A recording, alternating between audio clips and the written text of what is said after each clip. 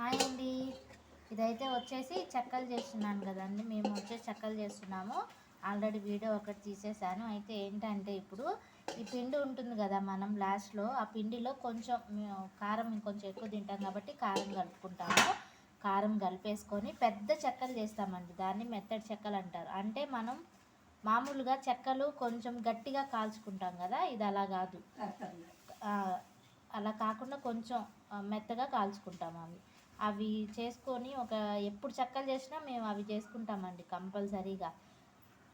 అవేమో చెక్కలు కరకరలాడుతూ ఉంటాయి, ఇవేమో కొంచెం మెత్తగా ఉంటాయి, బాగుంటాయి టేస్ట్ కూడా. కాకపోతే అవి ఇవాళ తినరండి. అవి వచ్చేసి చేసుకున్నాక ఫ్రిడ్జ్లో పెట్టేసుకోవాలి. ఒక డబ్బాలో పెట్టేసుకొని మంచిగా మనం ఒత్తేసుకొని ఫ్రిడ్జ్లో పెట్టుకొని రేపు తింటే టేస్ట్ మాత్రం చాలా బాగా వస్తుంది. ఇదిగోండి, ఇంత పెద్ద పెద్దవి చేసుకోవాలి ఉండలు. ఇవ్వండి వచ్చేసి ఇట్లా పెద్ద ఉండలు చేసేసుకోవాలి. కొంచెం మందంగా ఉత్తుకోవాలండి.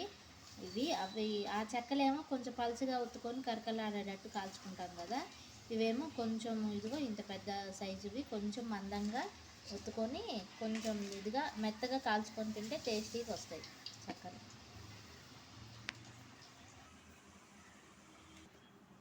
ఇదిగోండి ఇట్లా ఉత్తుకోవాలి మందంగా మనం. ఇదిగోండి ఇట్లా ఉత్తుకొని ఇట్లా వేసుకోవాలి. మందంగా రావాలి చపాతీలు. కొంచెం ఇందులో రాగి పిండి కూడా కలుపుకోవచ్చండి, టేస్ట్ బాగుంటుంది.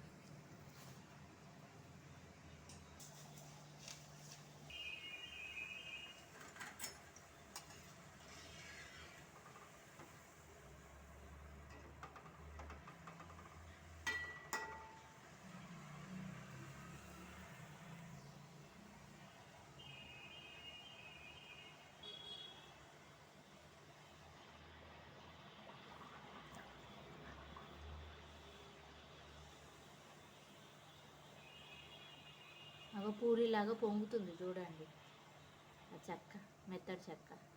కొంచెం మందంగా ఉత్తుతాం కదా, అట్లా వస్తాయి మనకి.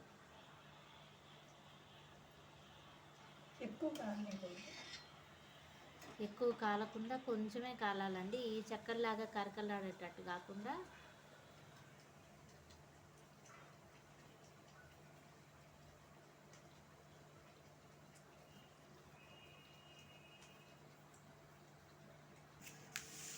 అదిగోండి మెత్తడి చెక్క రెడీ అయిపోయింది.